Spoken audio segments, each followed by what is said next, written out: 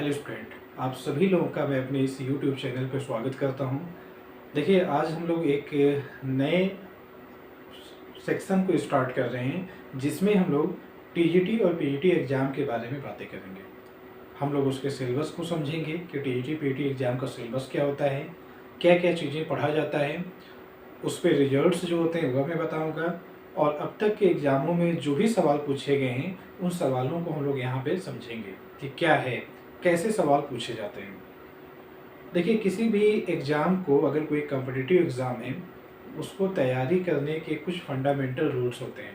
पहले तो आपको ये आइडिया होना चाहिए कि उसका सिलेबस क्या है, कहाँ से कहाँ तक चीज़ें पूछी जाती है। ऐसा तो नहीं है कि जो चीज़ आप पढ़ रहे हैं वो आउट ऑफ सिलेबस है। फिर सिलेबस को पढ़ने के साथ साथ हमें ये भी समझना चाहिए कि इस टॉपिक से क्वेश्चन बनते कैसे हैं। तो हम लोगों का पैटर्न वही रहेगा। यहाँ पर हम लोग क्या करेंगे, पहले कोई टॉपिक पढ़ेंगे, फिर आज तक उस पर जो भी सवाल पूछे गए एग्ज़ाम में हम लोग उसके बारे में समझेंगे, और आगे जो सवाल पूछे जा सकते हैं वह भी हम लोग सोचेंगे और यहाँ पे उसको सॉल्व करेंगे। तो मैंने सबसे पहले एक बेसिक टॉपिक स्टार्ट कर रहा हूँ, और वह है क्वाड्रेटिक इक्वेशन। तो क्वाड्रेटिक इक्वेशन पढ़ने के लिए हम लोग को, देखिए, क्वाड्रेटिक इक्वेशन बहुत बेसिक चीज़ें होती है जो आप लोअर क्लास से आज तक पढ़ते आए हैं। इसको पढ़ने से पहले कुछ बेसिक रिजल्ट होंगे जो मैं आपको यहाँ पे बताऊंगा। कुछ रिजल्ट हैं, उनमें से जो पहला रिजल्ट है वो मैं लिख दे रहा हूँ। रिजल्ट है क्या, let f of x be a continuous function in a closed interval a comma b। Suppose f of x आपका कोई कॉन्टिन्यूस फंक्शन है और ये closed interval a comma b में डिफाइन है, and f of a into f of b is less than 0। Function जब इस closed interval पे डिफाइन होगा तो आप फंक्शन की वैल्यू a पे निकालिए और उसी फंक्शन की वैल्यू b पे निकालिए, और दोनों की वैल्यूज का मल्टीप्लिकेशन लेस देन 0 है। अच्छा, लेस देन 0 का मतलब ये आंसर नेगेटिव है, और नेगेटिव कब आएगा, जब एक आंसर प्लस हो और अगला माइनस हो, या तो पहला वाला माइनस हो, सेकेंड वाला प्लस हो।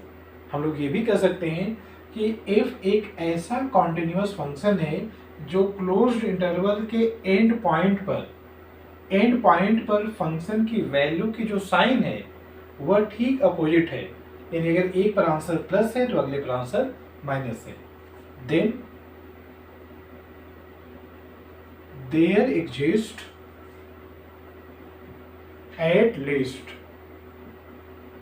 One root of f of x is equal to 0 in open interval a comma b। देखिए, रीजन क्या है, हम लोग ये पढ़ क्यों रहे हैं। हम लोग जब क्वाड्रेटिक इक्वेशन पढ़ेंगे तो क्वाड्रेटिक इक्वेशन में कई बार हम लोग उसके रूट निकालेंगे।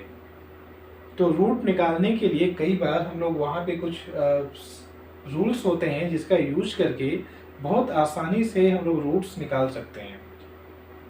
और ये जो रिजल्ट मैं लिखा हूँ ये पहला रिजल्ट है।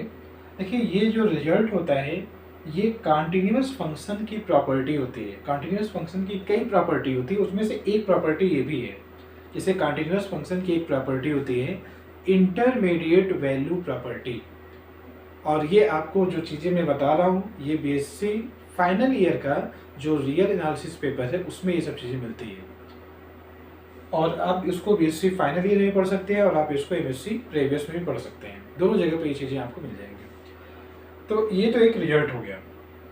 इस रिजल्ट को आप तैयार करिए, और इस रिजल्ट का मीनिंग मैं आपको ग्राफ से बता देता हूँ। ग्राफ से इसका मीनिंग मैं आपको बता देता हूँ। देखिए, केस फर्स्ट अगर मैं लिखूँ, let f of a is equal to positive and f of b is equal to negative. क्योंकि एक चीज मालूम है कि एफ ऑफ ए और एफ ऑफ बी इसमें से कोई भी जीरो के इक्वल नहीं है, क्योंकि कोई भी एक अगर जीरो हुआ तो इसका मल्टीप्लिकेशन जीरो हो जाएगा, तो कभी भी वह जीरो से लेस नहीं हो पाएगा। तो यानी एक इसमें कोई प्लस रहा होगा तो अगला कोई माइनस होगा। तो हम लोग ये मान लेते हैं कि फंक्शन की वैल्यू a पर प्लस है और फंक्शन की वैल्यू b पर माइनस है। a पर पॉजिटिव है और b पर नेगेटिव है। Then we plot the possible graph of f of x। अब हम लोग क्या करेंगे कि जो फंक्शन f of x है, आप उसका जो भी ग्राफ पॉसिबल है उस ग्राफ को हम लोग प्लॉट करेंगे और समझेंगे क्या होगा। देखिए, हम लोग जब डायग्राम बनाएंगे, सपोज ये आपका x एक्सिस है और यहाँ पर y एक्सिस है। फंक्शन जहाँ पे डिफाइन होता है डोमेन को हमेशा x एक्सिस पे दिखाते हैं। तो सपोज यहाँ पर a है और ये पॉइंट b है। फिर देखिए कि जैसे मान लीजिए कि अगर कोई फंक्शन है y is equal to f of x, जब आप x की वैल्यू a रखोगे तो y का आंसर आएगा एफ ऑफ a। तो एक कोऑर्डिनेट आपका बनेगा a comma F of a।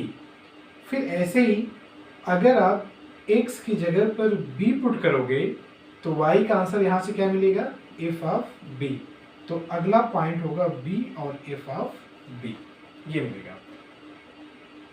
हम लोगों ने जो ये a और b दिखाया है x एक्सिस पर, आप खुद देखिए कि हम लोग ओरिजिन के राइट में इसको लिखे हैं। तो इसका मतलब a प्लस है और b प्लस है। और जो चीज़ हम लोग मान के चल रहे हैं कि एफ ऑफ a आपका पॉजिटिव है, तो एफ ऑफ a आपका यहाँ पॉजिटिव होगा और एफ ऑफ b आपका नेगेटिव है, तो यानी ये माइनस है। अब इन दोनों को ग्राफ लाइन ग्राफ पे आप पहले प्लॉट करिए कोऑर्डिनेट। देखिए, पहला coordinate a comma F of a, इसमें दोनों प्लस हैं। अगर दोनों प्लस हैं तो ये दोनों फर्स्ट क्वाड्रेंट में होंगे, यानी यहाँ पर होंगे a comma F of a। अगला देखिए, पहला कोऑर्डिनेट प्लस है और दूसरा कोऑर्डिनेट माइनस है, तो ये आपका फोर्थ क्वाड्रेंट में होगा, यानी यहाँ पर होगा b से b comma F of b। तो एक पॉइंट सपोज ये a है और अगला ये पॉइंट सपोज b है। अच्छा, जानिएगा कि जो फंक्शन है उसका डोमेन ये है a से b तक, इसी के बीच में आपको प्लॉट करना है। ना तो इस लाइन के पहले आना है, ना तो इस लाइन के बाद में जाना है, क्योंकि ये इसका डोमेन है। फंक्शन आपका कंटिन्यूअस है। अगर कोई फंक्शन कंटिन्यूअस होता है तो जब आप उसका ग्राफ प्लॉट करेंगे तो ग्राफ को कहीं भी ब्रेक नहीं करना होगा। जब आप ग्राफ प्लॉट करेंगे तो ग्राफ ऐसे होगा, कंटिन्यूअस होगा, यानी ऐसा आप नहीं करेंगे जैसे एक हिस्सा ये हो गया अगला हिस्सा ये हो गया, आपको ये नहीं करना है। दूसरी चीज़, आपको स्टार्ट ए से करना है और आपको बी तक जाना है। ए से बी तक जाना है और कंटिन्यूअस आपको लाइन ऐसे कर्व प्लॉट करना है। देखिए, एक तरीका ये हो सकता है, ये एक मेथड हुआ। अगला मेथड क्या हो सकता है कि ये ऐसे होके ऐसे तब जाके यहाँ पे आए। सेकेंड मेथड आपका ये हुआ। ऐसे और भी इनफाइनाइट पाथ पॉसिबल हैं, लेकिन आप खुद सोचिए कि अगर आपको ए से बी तक जाना है और पेन को उठाना नहीं है और आप ग्राफ प्लॉट करना चाह रहे हैं, तो वह कहीं ना कहीं एक्स एक्सिस को कट करेगा। जैसे देखिए, पहली लाइन जो मैंने पहला कर्व जो मैंने प्लॉट किया था वह यहाँ पे कट कर रहा है इस पॉइंट पर।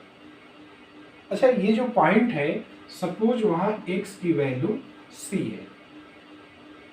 अच्छा, जब x c है तो आप y का आंसर निकालें। y आपका f ऑफ x था, तो ये f ऑफ c हो जाएगा। और आप जानते हैं कि x एक्सिस पर y कोऑर्डिनेट 0 होता है, तो ये क्या मिल जाएगा, इज इक्वल टू 0, यानी f of c is equal to 0, ये मिल जाएगा। और आप ध्यान से इसको समझिएगा।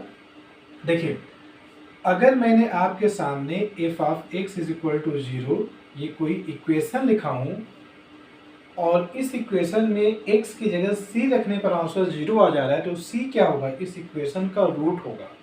तो आप देखिए, a और b के बीच में एक रूट मिल गया c। अगर वही ग्राफ हम लोग जो सेकेंड वाला था ये बनाए तो एक रूट यहाँ मिलेगा, एक रूट यहाँ मिलेगा, एक रूट यहाँ मिलेगा, तब 3 रूट मिल जाएगा। लेकिन एक चीज़ कन्फर्म है कि जैसे ही आप A से B तक जाएंगे तो ये कम से कम एक जगह पे तो कट करेगा ही। तो इसीलिए यहाँ पे लिखा गया है then there exist at least 1, कम से कम एक रूट आपको इस इक्वेशन का मिल जाएगा A और B के बीच में। ऐसा भी हो सकता है कि एक से ज़्यादा रूट मिल जाए, ऐसा भी हो सकता है कि इनफाइनाइट रूट मिल जाए, और ऐसा भी हो सकता है कि अनकाउंटेबल रूट मिल जाए। अच्छा, अनकाउंटेबल या काउंटेबल, जैसे जो लोग जिनका एमएससी कंप्लीट हो गया है वे जानते हैं कि काउंटेबल अनकाउंटेबल होता क्या है। खैर वो जब टॉपिक आएगी आगे कहीं तो वहाँ पे मैं आपको बताऊँगा। तो ओवरऑल आप इस थ्योरम में ये जानते रहिएगा कि जो भी थ्योरम ये चीज़ मैंने बताया आपको कि अगर एफ ऑफ एक्स आपका continuous function plus closed interval पर वो डिफाइन हो और एंड पॉइंट पर फंक्शन की वैल्यू की जो साइन है वह ठीक एक दूसरे का अपोजिट हो, तो f of x is equal to 0 करके जो इक्वेशन होगा, इस इक्वेशन का कम से कम एक रूट ए और बी के बीच में मिलेगा। अच्छा, सपोज जैसे हम लोगों ने क्या किया था, केस फर्स्ट बनाए थे जिसमें एफ ऑफ ए को प्लस लिखे थे और एफ ऑफ बी को माइनस लिखे थे। अगर हम इसका उल्टा करें तो उल्टा करने पर क्या होगा वो चीज मैं आपको यहाँ पे बता देता हूँ। देखिए, अब हम लोग लिखेंगे केस सेकेंड। केस सेकेंड में ये मान के चल रहे हैं कि एफ ऑफ ए नेगेटिव है और एफ ऑफ बी आपका पॉजिटिव है। देखिए, ठीक इसका रिवर्स मान के चल रहे हैं। तो अब देखिए, स्टार्टिंग पॉइंट जो ए था उसका coordinate A comma F of A होगा और बी का कोऑर्डिनेट होगा B comma F of B. देखिए, ए तो प्लस है, एफ ऑफ ए क्या है, माइनस है, बी आपका प्लस है, एफ ऑफ बी आपका प्लस है। अब ये डायग्राम ऐसे बनेगा, सपोज ये ए है और ये बी है। तो देखिए, प्लस माइनस ये आपका चौथे क्वाड्रेंट में जाएगा, यानी ये यहाँ पर होगा ए कामा एफ ऑफ ए, और अगला क्या है, b comma F of B. देखिए, दोनों प्लस है यानी फर्स्ट में होगा, यानी b comma F of b, ये पॉइंट बी है। फिर आपको इस दो लाइन के बीच में रहना है, ग्राफ को न तो इस लाइन के लेफ्ट में लाना है न तो इसके राइट में लाना है। क्यों? क्योंकि ये डोमेन है, डोमेन के बाहर नहीं जाएगा ग्राफ, और आपको स्टार्ट ए से करना है और बी पे ख़त्म करना है, और फंक्शन आपका कंटिन्यूअस है, यानी आप ग्राफ को ब्रेक नहीं कर सकते हैं। तो यानी स्टार्ट जब यहाँ से करेंगे तो एक तरीका ये हो सकता है, अगला तरीका ऐसे हो सकता है, ऐसे भी हो सकता है, लेकिन आप कोई भी मेथड अप्लाई करेंगे तो वह एक्स एक्सिस को कम से कम एक जगह पे कट करेगा, तो कम से कम एक रूट आपको मिल जाएगा। तो ये चीज़ें हैं जो कंटिन्यूअस फंक्शन की एक प्रॉपर्टी थी जिसको मैंने आज आपके सामने रखा है, और उम्मीद करता हूँ कि आपको ये समझ में आया होगा। हम लोग क्या करेंगे कि हम लोग डेली, अभी जैसे मैं आज इसको यहाँ पे क्लोज कर रहा हूँ, लेकिन आगे मैं इस जो क्लास के टाइमिंग है इसको और एक्सटेंड करूँगा और डेली कम से कम एक वीडियो मैं आपको अपलोड करूँगा। तो मिलते हैं हम लोग अगली वीडियो में। आपको अपना टाइम देने के लिए थैंक यू।